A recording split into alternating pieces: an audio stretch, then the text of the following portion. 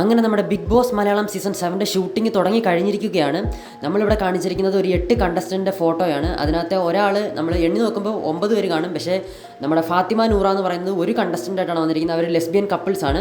ഒന്നാമത്തേത് രേണു സുധി, രണ്ടാമത്തേത് അപ്പാണി ശരത്ത്, മൂന്നാമത്തേതാണ് ഏറ്റവും പ്രായം കുറഞ്ഞ മത്സരാർത്ഥി രണ ഫാത്തിമ, നാലാമത്തേത് ബെന്നി സെബാസ്റ്റ്യൻ, അഞ്ചാമത്തേത് അനുമോൾ, ആറാമത്തേത് അക്ബർ, ഏഴാമത്തേത് ഫാത്തിമ നൂറ. അവർ രണ്ടുപേരും ഒരു കണ്ടസ്റ്റൻ്റായിട്ടാണ് വന്നിരിക്കുന്നത്. പിന്നെയാണ് RJ ബിൻസി, വേറെ കുറച്ച് പേരുണ്ട്.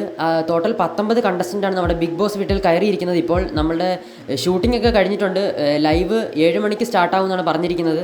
ലാലേട്ടൻ്റെ മുണ്ട് മടക്കി കുത്തിയുള്ളൊരു എൻട്രി തന്നെ നമുക്കിപ്പോൾ അടുത്ത നിമിഷങ്ങളിൽ ഇപ്പോൾ കാണാം. പ്രോമോയിട്ടൊക്കെ വരുന്നതായിരിക്കും.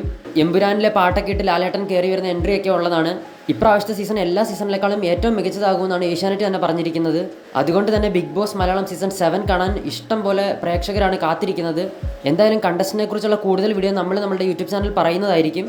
കയറിയപ്പോൾ തന്നെ രേണുസുതി വക ഒരു അടി പൊട്ടിയെന്നാണ് കേൾക്കാൻ സാധിക്കുന്നത്. എന്തായാലും നമുക്ക് അടുത്ത നിമിഷത്തിനുള്ളിൽ തന്നെ ലൈവ് സ്റ്റാർട്ട് ആവുന്നതാണ്. അപ്പോൾ നമുക്ക് എല്ലാവർക്കും ലൈവ് കണ്ട് ബാക്കി എന്താണെന്നൊക്കെ നമുക്ക് കണ്ടറിയാം. കൂടുതൽ എക്സ്പ്ലനേഷൻ നമ്മുടെ യൂട്യൂബ് ചാനൽ തന്നെ തരുന്നതാണ്.